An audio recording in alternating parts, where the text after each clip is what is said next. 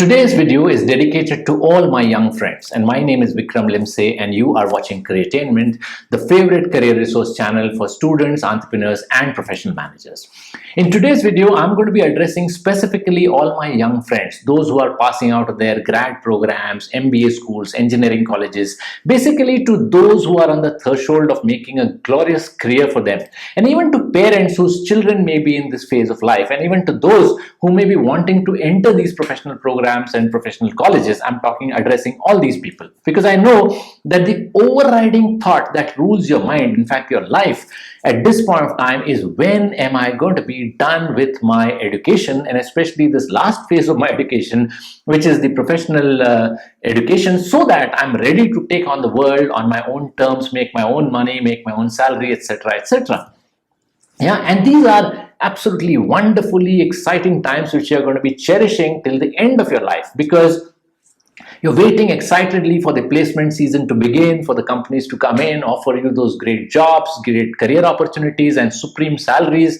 And once and for all, you get that feeling of absolute freedom. That anticipation is wonderful, that you will not have to depend on anybody, your parents or other sources, for any resources that you may need, and you can now take on the world on your own terms, make your own money, etc. These are beautiful moments, and they can only be cherished and experienced by you who are in that position, not by anybody else who can define it, right? And I wish you all the luck, because I'm quite certain you're going to make a beautiful mark for yourselves going forward and make your parents, family, country, society proud of whatever you're going to achieve. But my suggestion is, before you take that next leap, I request you to watch this short video, because I have some suggestion, recommendation, advice, perspective, whatever you may call it, which I think is going to help you phenomenally. So I request you to watch it fully till its end, because the perspective that you may gain are very different and unique, and it may be useful for you. What I'm suggesting is that this is a very important junction in your life. You're going to be taking a leap from one phase of your life, which is your student life, into another phase, which is your professional life. And this is a vast ocean of opportunity, economy, industry, business, whatever. And the faith is not just a small leap, it's a leap of faith. In fact, you're going to leave another phase of your life behind. And when you take that leap, this ocean is so huge that if you take a leap in the wrong direction, it's going to be very difficult. It's not impossible that you cannot change your direction later, but it's going to be a waste on your energy at that point of time. And also, it's going to be very difficult for you to change direction at that point of time. So it makes sense for you to take a step back and not rush into the first job offer that you get, or not be so over emphatic about getting that job offer, because it may not be useful for you. So you step back and take a break at this point of time. And I think that break should be not just a couple of months, but a full 1 year break is what my suggestion to you is. And I'm saying it based on experience and hindsight, and I hope somebody had told us when we were younger, but I'm just sharing it with the experience hindsight. You will say, and you'll be surprised, saying that, hey, I'm raring to go. There is these jobs over there and I have a job coming up, and this guy is telling us to take a break, and I mean it. This is going to be one of the most important breaks of your life, and you will thank me later for this. Why am I suggesting this? The reason I'm suggesting is that a professional program makes you ready in a very generalized manner to take a leap. There are thousands of marketing grads, there are thousands of business grads, there are thousands of engineering grads who are going to jump into this ocean of opportunity and economy and business in the same manner. But this opportunity is huge. You don't know. You have picked, even if you have picked a specialization, you don't know what it looks like practically, because you've taken a particular decision to enter a program based on a theoretical understanding of what you really feel internally, or what your peers have told you, or what your parents have told you. For example, you feel that, hey, I'm going to be very good at marketing, and you've taken a marketing program, and once you enter practically the industry, you find that, hey, I'm very good at supply chain, or technology excites me, and I wish I had taken that program at that point of time. So, but then it's very difficult to change. Imagine changing a pressure valve in a high pressure water line or a fuel line. It's very difficult, right? You can't take a plug out and plug it somewhere. It's going to be as difficult as that. So therefore, it makes sense for you to step back, take a 1 year break. Now that you have the benefit of all the theoretical knowledge in your mind, you can also look at some practical consideration and now apply both and see that where do I fit in exactly, because this is a huge machinery, and even if you want to be a cog in this vast wheel, which all of us are, you need to know that you need to be the right cog in the right wheel in this huge machinery. So take this 1 year break to really identify where you really fit in, so that it's going to save you a lot of time in future. That's the first reason. The second reason why I suggest that you should take at least a 1 year break is because a professional education program, let's say like an MBA, appeals to only a certain faculty. It makes you ready in a tailor-made manner for the industry or economy in a set manner. If you really want to understand why MBA programs were created in the beginning, in a couple of years, 20 or 30 years back, you watch another video of mine in the same playlist and you'll get to know. But for this video, let me tell you that a professional management program or any professional program makes you ready in a particular manner and appeals to only a certain faculty of yours and hones the skill in that faculty so that you're ready in a tailor-made manner to fit into this large machinery. I'll give you an example. For example, if your faculties are very good to become an entrepreneur, then it doesn't appeal to you because the program is designed more from a job point of view. It is very job focused. I'm surprised just a few days back, or probably a month back, some youngster came and said that give me advice on whether a particular MBA program is good or bad.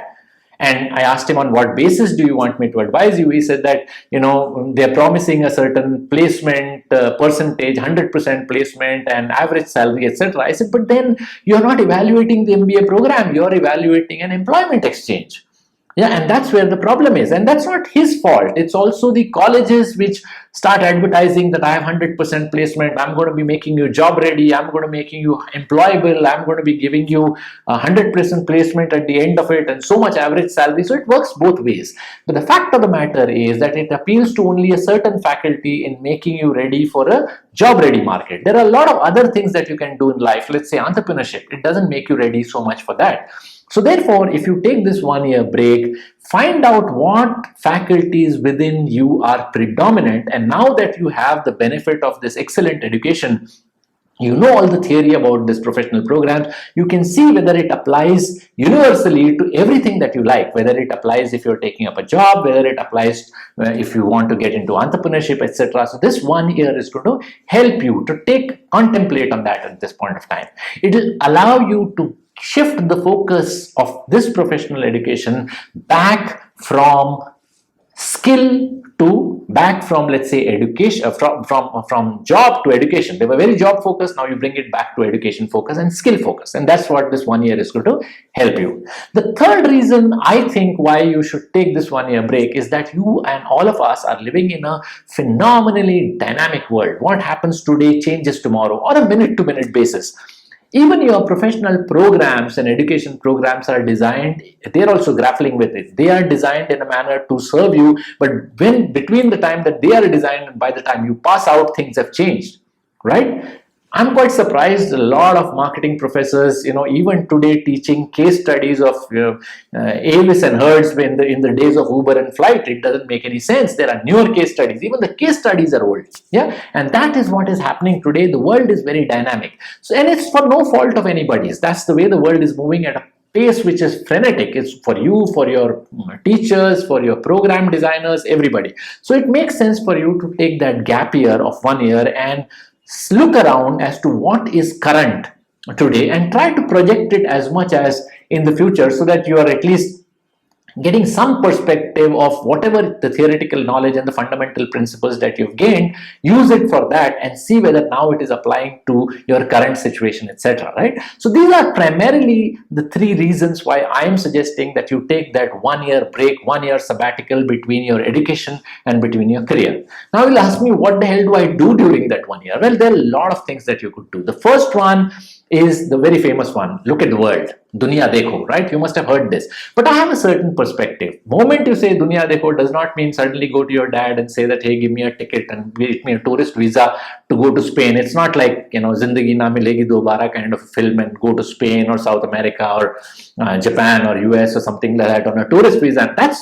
That's not feel the world. Seeing the world is about experiencing, exploring, meeting people. It could be in your immediate surrounding. Your world in your immediate surrounding is also very big. You could, even if you want to travel, you could travel in your own country. If you're in the west, you could go to northeast. If you're in the south, you could go to north. If you're in the north, go to the south, etc. Go around in your own state. There's another very important perspective. When we say experience the world, does not mean only the external world. There could be even an internal world. In fact, the internal world is far bigger to experience than even the external world. And believe you me, go to the Himalayas, go on a beachside, sit peacefully in this important time of your life and meditate as to what really is the world all about, and not just the external world, even the internal world, and experience that. It'll give you a lot of perspective of what you like, right? So that's what I mean by experience the world. Do that. The second thing is, while you're doing this experience the world business, as far as possible, do it at your own cost. Try to earn your own money. Don't again go to your parents and, okay, fund me a ticket, fund me a hotel room, fund me an Airbnb. There's no point doing that. Try to do whatever. You could be a tour guide, a taxi guide, a retail sales executive. Don't worry about the kind of money. Do everything, because that will get you some grassroots dignity of labor. Use this time. Make a little money, spend it. Spend it in whatever world that you want to do that, right? And when I say look at the world, remember, it's not just the external world, also the internal world. So second thing, make your own money while you're experiencing the world. Third, read a lot. Be inspired. There is so much material, and believe you me, it gets very difficult in later years to read. So try to find out what inspires you and read a lot, inspirational stories around. That's the third one. Fourth is start working for some NGO. You could spend some time in people who are disenfranchised, or you can help out with some NGOs which are dealing with the downtrodden. It will develop that humility inside of you, and then you will understand the larger purpose of the leap that you're going to take in business, because everything has to serve a larger purpose. That's going to be helping you. And finally, you could even do a small business or an apprenticeship somewhere, which will help you really apply the theoretical knowledge in practice. And it could be a small apprenticeship in some factory or some small business that you've saved up some money or asked for some money. It'll help you. Don't worry about becoming the next Dhirubhai Ambani or the Rockefeller. Do some small business just from the point of experiment, and limit it to just this 1 year.